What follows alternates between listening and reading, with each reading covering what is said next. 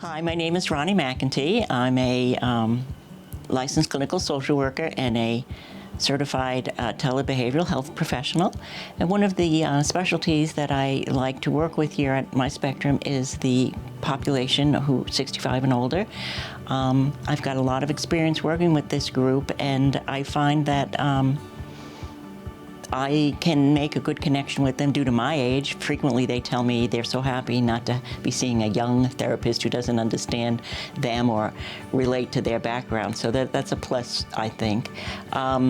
Many of these folks are housebound, isolated, depressed, they don't have family near, and they're in a developmental stage. A lot of people don't think about a developmental stage past, toddlerhood, but it does go through the whole life spectrum. And people over 65 are in a life stage where they're looking back on their life and they're deciding, did they do a good job or didn't they? And sometimes they can get stuck there and start to get depressed because they don't think they did everything just the way they should have.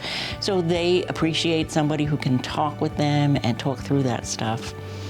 A particular client I remember that I worked with in Massachusetts was in that situation. She was a homebound senior. Her family didn't live nearby, but she had had a pretty interesting life. She was a single young mother in Boston in the 60s during the time when they were desegregating the schools and doing all the busing, and she was right out on the front lines protesting and all that sort of stuff. So she really had a very exciting life. But one of the things that she and I talked about is that she enjoyed writing. And so I encouraged her to write little memoirs of her life, and then we would review them and talk about them when I came to see her.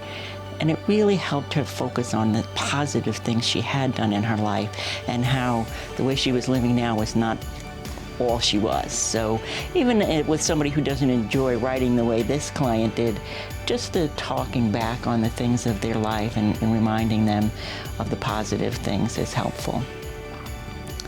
I would also recommend that anybody in that situation try to keep active in senior centers and things like that, where they can socialize with other seniors and possibly get involved in activities there.